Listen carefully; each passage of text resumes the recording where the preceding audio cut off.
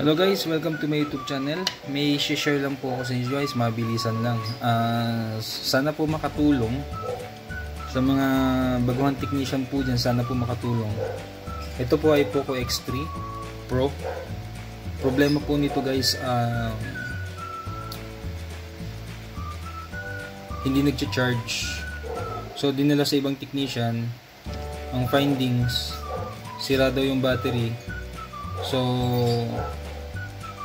pinalitan daw, pero sa tingin ko bago naman tong battery, ang bago naman. Ang problema, ibinalik sa may-ari kasi wala daw yung pamalit na battery kasi hindi daw gumana tong battery na bago. So ang ginawa ng may-ari, pinull out po. So matagal na po nakatambak. Nung dinala po sa akin, sinubukan kong i-charge.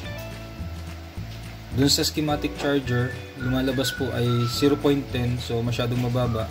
Dapat po nasa mga 1.6, 1.8 o hanggang 2. So nung chinek namin, sa masusing pagtsatsagang pag-check,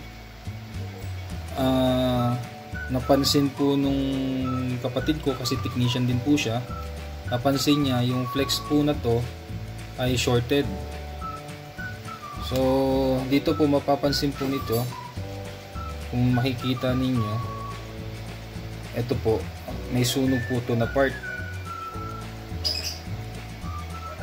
may sunog po yan. Tapos dito sa part nito may tuklap, ito po tuklap po ito. So posible po yung technician po na unang gumawa nito, posible na ginamitan po ng tweezer. Ito po yung ginamit na pangsungkit para kumalas po itong flex mismo sa board. So posible lang po, posible na ito ang ginamit pang sungkit para ihiwalay itong flex na to sa board. So ingat-ingat po tayo sa pagkakalas ng flex, LCD flex o charging flex. Gamit po tayo ng plastic pry tool or gumamit na lang po tayo ng kuko para po maiwasan ng mag-short yung sa motherboard kasi napakadelikado po. So ngayon po ang ginawa namin,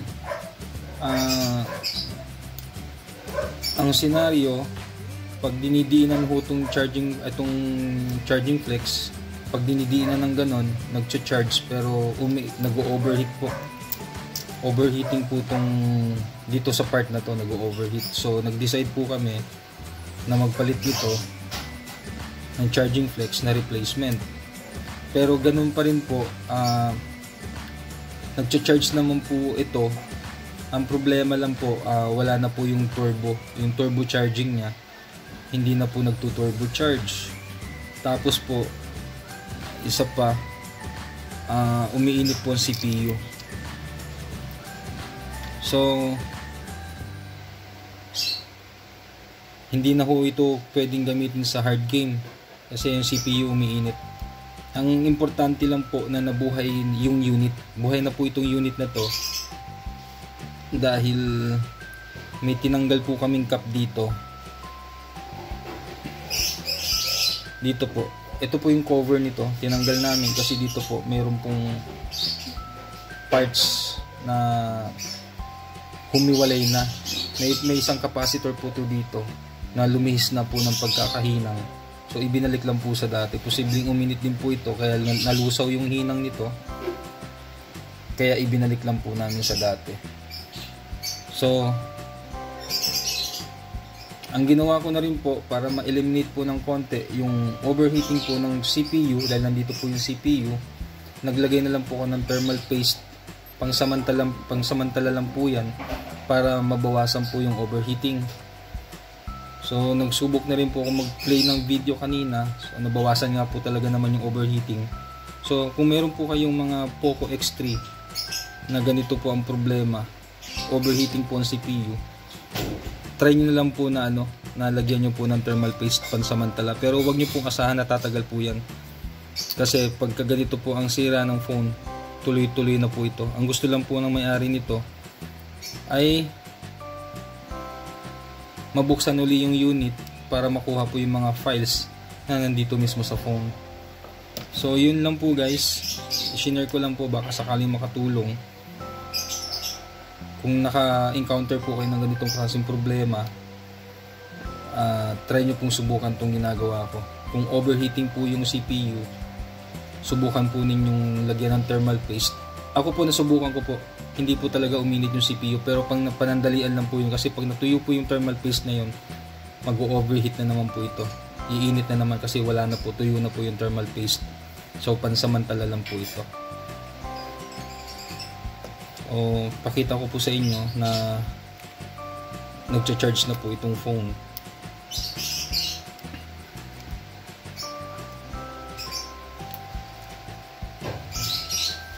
Ulitin ko po, ito po ay Poco X3 Pro.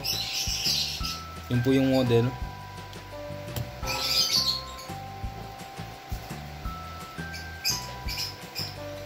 Siguro po matutuwa na rin po may-ari nito kasi yung file po niya mariretrieve po.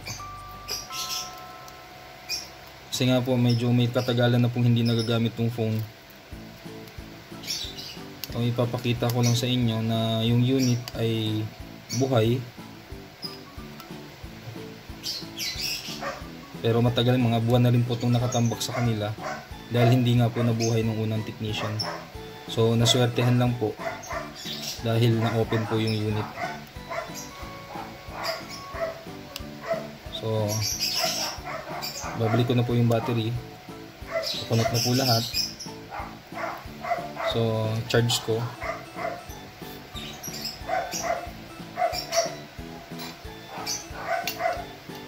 Sinishare ko lang po baka sakaling makatulong po sa mga bagong technician. So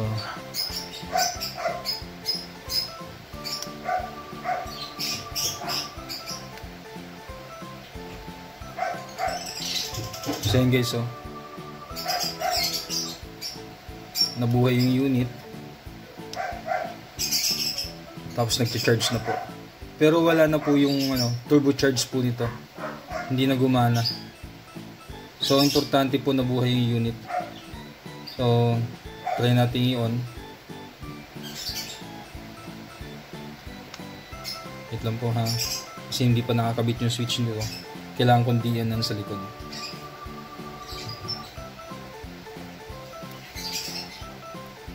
Yan po. Importante lang po na makita nyo po na buhay yung unit.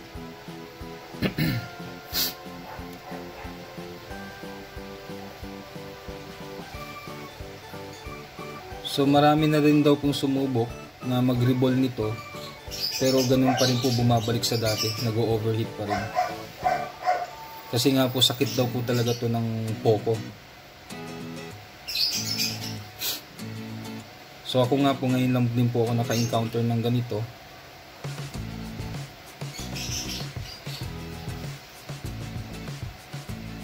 So kung meron po kayong unit na ganito, huwag niyo na pong gamitin sa hard games. Browsing na lang po para mapakinabangan niyo pa yung unit.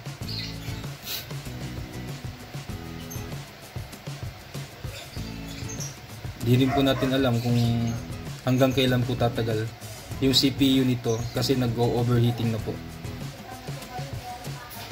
So yun guys, mapapansin nyo guys, nagcha-charge. Ayan po, may sign ng kidlat. Ayan po. So indicate po yan, nagcha-charge po yung unit.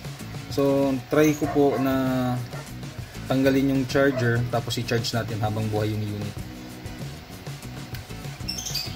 Ayan guys, lumabas yung turbo charging. So at least okay po. So yun lang guys, maraming salamat po. Sana po nakatulong po sa mga bagong technician at sa kagaya ko. May natutunan din po ako galing sa Kapwatek, yung kapatid ko nga po. Shinare niya din po sa akin yung idea. So importante po na mapapakinabangan pa po nung dating may-ari o nung may-ari yung unit niya, yung cellphone niya. So ito po, napansin ko po, umiinit po talaga dito banda. Pero okay lang po yan, hindi gaya kanina na walang thermal paste, sobrang init po talaga. Mabibitawan yung huto sa sobrang init. So sa ngayon, nakatulong po yung thermal paste kasi medyo tumatagal na po yung kamay ko dito, yung daliri ko, nahahawakan ko na po na matagal. Dahil nga nabawasan po yung overheating ng CPU. Pero gaya nga po ng sabi ko kanina, hindi ho to maglo-long last. Hindi ho to tatagal dahil nga po may problema na po sa CPU. Pagka Poco X3, ito po talaga ang sakit nila. So yun lang guys, maraming salamat po. Sana po nakatulong. Please subscribe and like, share, and hit the notification bell para updated po kayo sa mga i-upload ko pa pong mga videos. Guys, sa mga hindi pa po nakasubscribe, baka naman po paki-subscribe po. Matulungan nyo lang po ako para tuloy-tuloy po yung pag-upload ko ng mga videos na makakapulutan po ninyo ng idea. So maraming salamat po.